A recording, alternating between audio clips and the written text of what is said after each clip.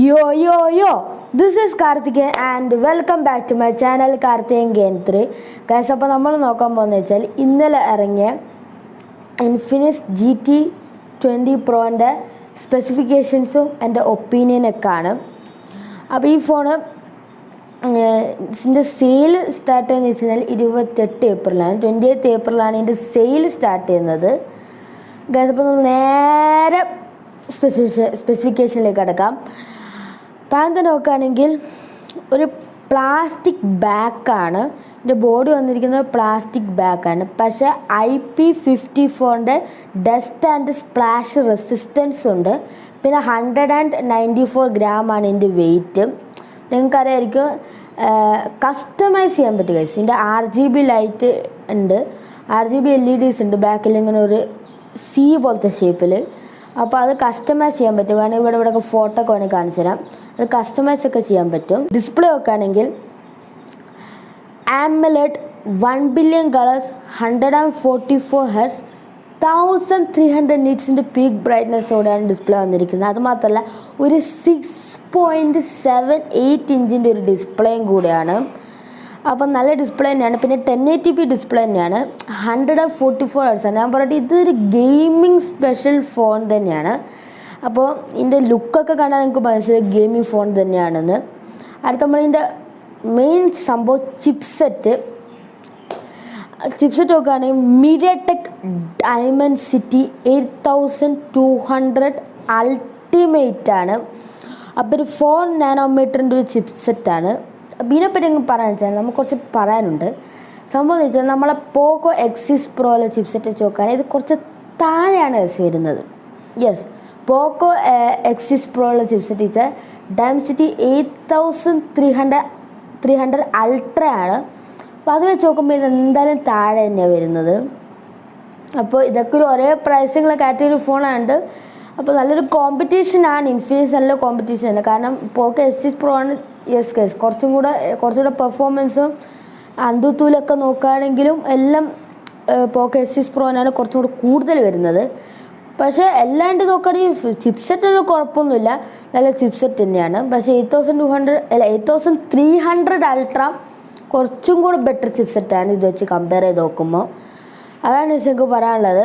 പിന്നെ മാലിൻ്റെ GPU ആണ്. അടുത്ത നമുക്ക് നേരെ ക്യാമറയിലേക്ക് കിടക്കാം. ക്യാമറ അത്ര വലിയ പറയാനൊന്നുമില്ല, കാരണം ആ 108 മെഗാപിക്സലിൻ്റെ ഒരു OIS ക്യാമറ ഉണ്ട്. പിന്നെ രണ്ടും ക്യാമറാസ് വലിയ ഉപകാരമില്ലാത്ത ക്യാമറയാണ്. ഒന്ന് 2 മെഗാപിക്സൽ മാക്രോയും 2 മെഗാപിക്സൽ ഡെപ്ത്. ദാറ്റ് ഈസ് പറയുകയാണെങ്കിൽ ഡെപ്തിൻ്റെ ഒരു ആവശ്യമില്ല. ഇപ്പോൾ എല്ലാവർക്കും AI എന്ന് പറയുന്ന വെച്ചു എന്തിനാണ് ഡെപ്ത് സെൻസറൊക്കെ കൊടുക്കുന്നത് എനിക്ക് മനസ്സിലാവുന്നില്ല. കാരണം എന്ന് വെച്ച് കഴിഞ്ഞാൽ AI വെച്ചൊക്കെ സുഖാച്ച് ഫോട്ടോസൊക്കെ എടുക്കാൻ പറ്റുമായിരുന്നു. അപ്പോൾ അറ്റ്ലീസ്റ്റ് ഒരു 5 MB മാക്രോ എന്ന് വെച്ചിട്ടുണ്ടെങ്കിൽ കുറച്ചും കൂടെ നമുക്ക് ഓക്കെ, ക്യാമറ ഈസ് ഗുഡ് എന്ന് പറയാൻ പറ്റുമായിരുന്നു. അതും പോലെ ജസ്റ്റ് 2 മെഗാപിക്സൽ മാക്രോ അല്ലെങ്കിൽ ഒരു അൾട്രാ വൈഡും ഒരു 108 മെഗാപിക്സൽ ക്യാമറ തന്നാലും മതിയായിരുന്നു. അതും ഇല്ല, അൾട്രാ വൈഡും ഇല്ല. That is very bad guys. എനിക്ക് ക്യാമറേൻ്റെ കാര്യം പറയുകയാണെങ്കിൽ ആകെ മെയിൻ ക്യാമറ നല്ല OIS ഒക്കെ വെച്ച് 108 മെഗാപിക്സൽ ഉണ്ട്. ബാക്കിയൊക്കെ ജസ്റ്റ് പോരാ, തീരെ പോരാ. ഈ പ്രൈസ് റേഞ്ച് നമ്മൾ ഇത്രയും 20,000 അബോവ് പ്രൈസ് റേഞ്ച് കൊടുക്കുമ്പോൾ പൈസ കൊടുക്കുമ്പോൾ നമ്മൾ അത്യാവശ്യം കുഴപ്പമില്ലാത്ത ക്യാമറ കിട്ടണ്ടേ. പക്ഷേ ഈ ഗെയിമിംഗ് ഫോണാണ്, എന്നാലും ഗെയിമിംഗ് ഫോണായതുകൊണ്ട് നമ്മൾ അത്ര കുറ്റം പറയുന്നില്ല. പിന്നെ നമ്മൾ സെൽഫി ക്യാമറ അത്യാവശ്യം കുഴപ്പമില്ലാണ്ടാക്കിയിട്ടുണ്ട്. 32 മെഗാപിക്സൽ സെൽഫി ക്യാമറയാണ്. പിന്നെ ഒരു കാര്യം പറയാൻ വിട്ട്, മറ്റേ main camera 4K 30 60 FPS 120 30 60 to 120 FPS ഒക്കെ ഷൂട്ട് ചെയ്യാൻ പറ്റും. ഫ്രണ്ട് ക്യാമറയിൽ നമുക്ക് 2K 30 FPS ഷൂട്ട് ചെയ്യാൻ പറ്റും. അതൊരു അടിപൊളി സംഭവം. 1080p 30 60 FPS ഒക്കെ ഷൂട്ട് ചെയ്യാൻ പറ്റും. അവിടെ നമുക്ക് കുറച്ച് എക്സ്ട്രാ ഫീച്ചേഴ്സിലേക്ക് കിടക്കാം. സ്റ്റീരിയോ സ്പീക്കേഴ്സ് ഉണ്ട്. ഹെഡ്ഫോൺ ജാക്ക് ഇല്ല ഗൈസ്, ഹെഡ്ഫോൺ ജാക്ക് ഇല്ല. ഒരു ഗെയിമിംഗ് ഫോണിൻ്റെ രീതിയിൽ ഹെഡ്ഫോൺ ജാക്ക് വേണ്ടായിരുന്നു. പിന്നെ UFS 3.1 ഉണ്ട്, LPDDR5X ഉണ്ട്, പിന്നെ NFC ഉണ്ട്. അപ്പോൾ കോണ്ടാക്ട്ലെസ് പേയ്മെൻറ്റ്സ് ഒക്കെ സുഖമായിട്ട് നടക്കും. പിന്നെ ഇതുണ്ട് ബൈപ്പാസ് ചാർജിങ്. സംഭവം എന്ന് വെച്ചാൽ നമ്മളിപ്പോൾ ഇപ്പോൾ നിങ്ങൾ ഇൻഫിനിക്സിൻ്റെ ഫോണിലേക്ക് അത് കൂടുതൽ കേൾക്കാറ്. ബൈപ്പാസ് ചാർജ് എന്ന് വെച്ചാൽ ഡയറക്റ്റ് നമ്മൾ ബാറ്ററിയിലേക്ക് ചാർജ് പോകില്ല, അതിനെക്കൊണ്ട് കുറച്ചുകൂടി ഹീറ്റ് റെഡ്യൂസ് ചെയ്ത്, എസ്പെഷ്യലി ഗെയിമിംഗ് ഫോണാണ്ട് എല്ലാ ആൾക്കാരും ചാർജിലിട്ടിച്ചാണ് കളിക്കാറുള്ളത്. അതിനകത്ത് വേറെ സ്പെഷ്യൽ കേബിളാണ് വെച്ചിട്ട് ക്യാപ്സ്യൂൾ ടൈപ്പ് കേബിളാണ്. നമ്മളിങ്ങനെ ഗെയിം പിടിക്കുമ്പോൾ നമുക്കൊരു തടസ്സം തോന്നിക്കില്ല ചാർജർ. അത് ഞാൻ ഇവിടെ കാണിച്ചു തരാം എൻ്റെ ചാർജറിൻ്റെ ഫോട്ടോ കിട്ടുകയാണെങ്കിൽ.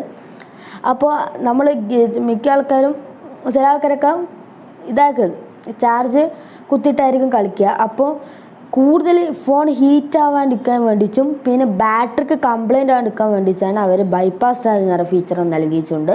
അതൊരു നല്ലൊരു കാര്യം തന്നെയാണ്.